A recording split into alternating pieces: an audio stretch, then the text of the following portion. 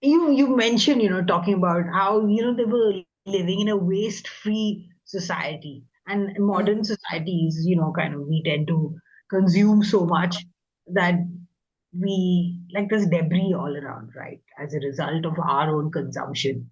And they've moved from you know, from this pre-modern society where there is no waste to one that's modern and has waste. And I know even when I went to Ladakh, like some people were telling me that, oh, bottles and how do we get rid of them? And it's a problem.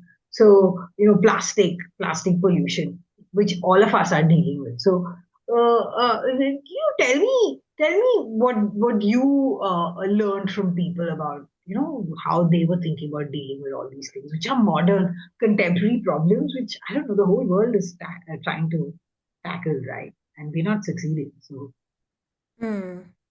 Well, I think I had the feeling that, I mean, the young people, there's this rush towards, anything foreign, um, anything imported has got to be better than what's local, which is really sad.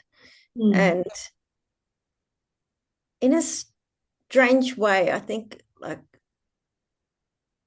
foreigners coming there and well, it's not really strange, but coming in and visiting the monasteries and showing respect for their local culture is really good for people in some ways.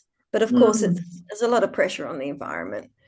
Um, yeah, and I mean, people, I do notice, like I was saying to people, I was quite shocked when I saw garbage piling up on the edge of Padum. I was actually found it really upsetting. Um, hmm. and a couple of people said to me, the king of Padum was a little bit upset to say, "Oh no, we've got a garbage truck now," but he said, "Oh, no, it's gone now, but I could still see it there," And other people had said, "Oh no, it's all the Nepalese workmen coming in. They love blaming them for things." And then another person said to me, "No, no, no, it's us. We're doing it." so, Yeah. so I think there's awareness of their own past, which young people forget. They don't know. I mean, when you've got 95% of young people being educated outside the valley and then coming home, you know they're not learning about their own culture in a way. Hmm. Yeah, and those values are being lost. I think. Yeah, I'm just hoping that I think the most positive, because it's easy to get caught up in being really upset about these things, to be honest, Yes. and Yeah. you have to fight actively against it. Hmm. Um, but it was the Darky scholar who said, "Well, we're just seeing it as an adjustment period," which is a lovely way to think about Yeah. it. Yeah. Yeah, yeah, and you think of people like Lundup who grew up under this terrible old system in which children, were forced to suddenly go to school and learn in Urdu when it wasn't their native language, and often they were just beaten beaten by a teacher Hmm.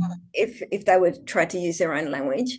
And yet he's now highly educated, like a lot of young Zanskaris, and he's aware of their past, and he respects, of course, people respect their parents.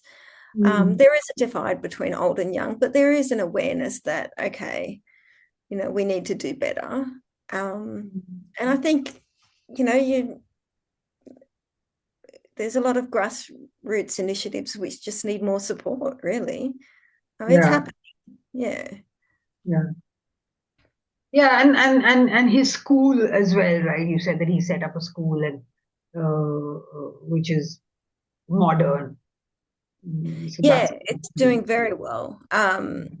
And he's using a combination of Montessori techniques, and all of his teachers are Zanskari now.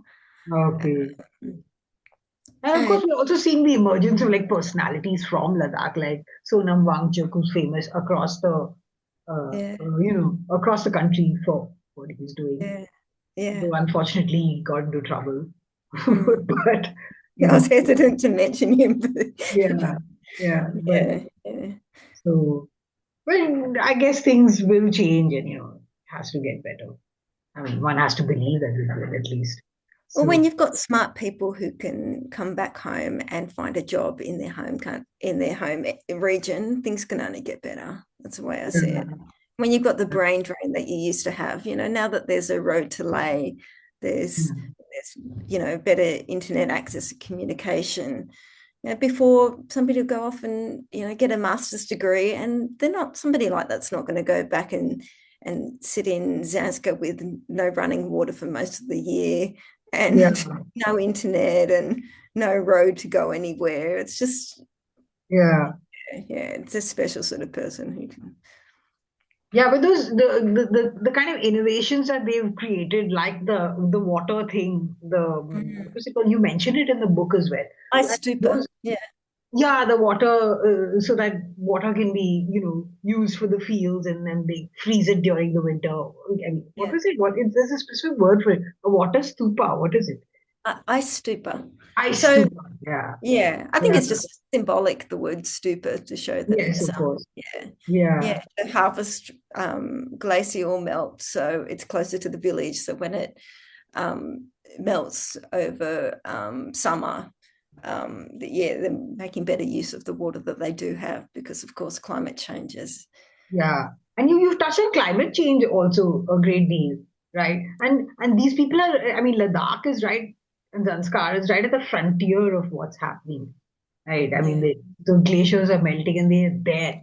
So how are they dealing with that? Um, well, they're changing and adapting to their environment as they always have done. So, people are more often having like concrete roofs instead of ones made of brushes. So they're waterproof. I found it really ironic to see that there were signs saying "Don't waste water" that the Indian government had put up. Well, this is ridiculous. We don't Hmm. need to know that. People don't waste water here. I thought that was quite hilarious and meaning well, but not Or needed. somebody's probably ticking I a know, quota. ticking a Give box. about 10 signs in that area. Done. So they Yeah, don't need to be told this, you yeah. know.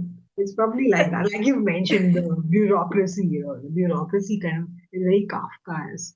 So, Yeah, yeah, so everywhere actually. yeah, that's true. That's true. We love bureaucracy here too. Yeah. um, So when you wrote, how long did it take you to write this? You know, well, I'd say 5 or 6 years. Yeah, five or it, six years. yeah, but I mean, I was working full time at a certain point, and so it was very on and off. And we had the pandemic where I couldn't visit for a while, and Hmm. yeah, Hmm. yeah, yeah. Okay. Okay, when one of the things that struck me about the book is that when I was reading it, it's also interesting because you're writing from the perspective of a non-Indian person. So that's also interesting to an Indian reading about somebody who's writing about another part of India, which Oh shares no. many similarities. Like many Zanskaris also believe that humans had brought the plague upon themselves. Spiritual and secular beliefs still intermingled in local interpretations of the world. Karmic retribution was seen to be as rational as the law of gravity. Now, a lot of us believe this. I mean, it's not like when I read it, I was like, yeah, but doesn't everybody think like that? And clearly, I mean, everybody doesn't think like that. So, what I found interesting about your book was that it made me also think about us and my own beliefs many times. It's quite that's I mean, that's nice. So you want to talk about that? Yeah, you've probably done it unconsciously, of course. So from your worldview, you know what I mean. So that's Yeah, a rich part of this book. I felt. yeah, Talk yeah. about that. Um, well, again, like I was wary of romanticizing anything. So like the first researchers who went to the area had mentioned this, and they've written about, they'd also written about the fact that there was, it was idyllic and there was no violence. All these things that I was discovering weren't very true at all. Not that there's a lot of violence, but, Yeah. so So it can never I be a non-violent human society. I mean, that's no, true. no, no. Yeah. So I wanted to be really careful, and if there's imagine, like, I'm talking to somebody in their 30s who's worked really hard to get a modern education. They're not going to sit down and openly talk about these things, Yeah. really.